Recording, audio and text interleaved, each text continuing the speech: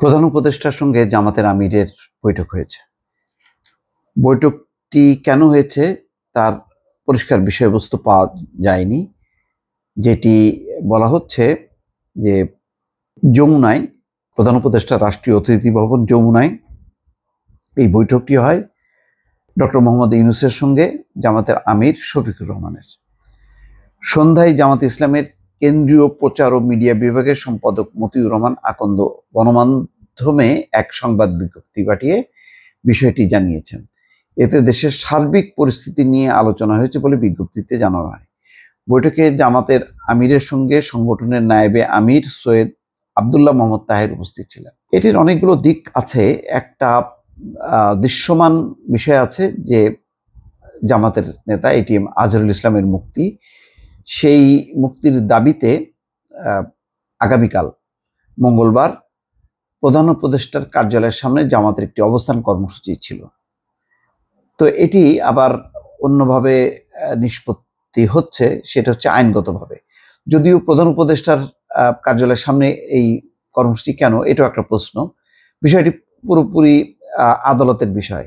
তো এখানে আদালতে মুভ করার কথা, সেখানে প্রধান উপদেষ্টা তো নির্দেশ দিতে পারেন না যে এটিএম আজহারুল ইসলামকে, যার দণ্ড হয়েছে এবং দণ্ড কঠিন দণ্ড, ফাঁসির দণ্ড, তো সেটা রিভিউ পিটিশন, সেই রিভিউ পিটিশনের জন্য সম্ভবত কালকে কি বুধবার তারিখ হয়েছে। তো সেখানেই বিষয়টা নিষ্পত্তি হবে, অর্থাৎ আইনগতভাবে বিষয়টি ফয়সালা হবে, প্রধান উপদেষ্টার নির্দেশে নয়। তো সুতরাং এই কর্মসূচিটাও কেন জানি জামাত ইসলাম কেন নিল সেটাও পরিষ্কার না। আবার যেই বৈঠকটি হলো জামাতের আমিরের সঙ্গে, তার বিষয়বস্তুটা অফিসিয়ালি অ্যানাউন্স করা হয়নি।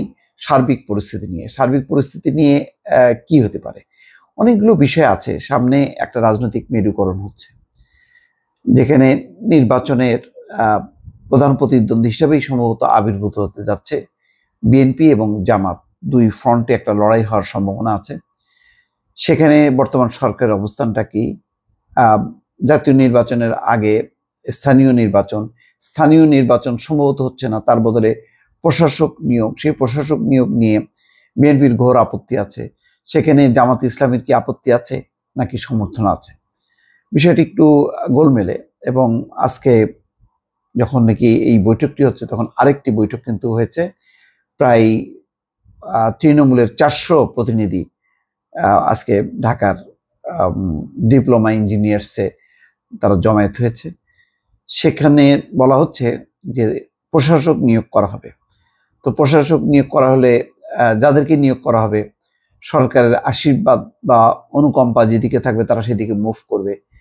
এখন যেটি সামনে আসছে যে ছাত্রদের দলকে সরকার পৃষ্ঠপোষকতা করছে, তো স্বাভাবিকভাবেই বিএনপির যে অসন্তুষ্ট গ্রুপ তারা নতুন দলে যুক্ত হবে কিনা, এবং বিএনপিও সম্ভবত পাল্টা একটি মিটিং করতে যাচ্ছে, বর্ধিত সভা জাতীয় নির্বাহী কমিটির অথবা স্থায়ী কমিটি জরুরিভাবে নাকি তারা মিটিং করবে, অথবা তাদের পূর্ব নির্ধারিত বৈঠক আছে। সেই বৈঠকে তারা পরিষ্কারভাবে বলবে যাতে কেউ প্রশাসক পদে নিযুক্ত না হন। এটি নিয়ে বেশ একটা চাপা উত্তেজনা আছে ভেতরে ভেতরে। তারপরে একটা বৈদেশিক চাপ, ভারতের চাপ, সেই ভারতের অবস্থানটা কি হবে, সরকারের পরিকল্পনাটা কি, এইসব বিষয়ে, অর্থাৎ আন্তর্জাতিকভাবে যে চাপের মুখোমুখি হচ্ছে, সেই ক্ষেত্রে সরকারের অবস্থানটা কি হবে সেটাও বিবেচ্য বিষয়। মোট কথা, যখন নাকি জামাত এবং বিএনপির মধ্যে ভুল বোঝাবুঝি দূরত্ব হচ্ছে, সেই সময় জামাতের আমিরের সাথে প্রধান উপদেষ্টার বৈঠকটি অত্যন্ত গুরুত্বপূর্ণ, অত্যন্ত তাৎপর্যপূর্ণ।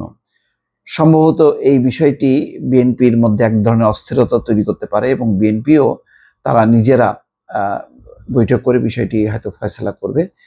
ফলে এই বৈঠকটি সাদা চোখে দেশের সার্বিক পরিস্থিতি নিয়ে তারা কথাবার্তা বলেছেন, আর অন্য কোনো বিষয় নেই, অথবা শুধু এটিএম আজহারুল ইসলামের মুক্তির বিষয়টি আলোচনা হয়েছে, এটা না। এটা তো রিভিউর জন্য কালকে বা পরশুদিন সেই সময়টা আছেই।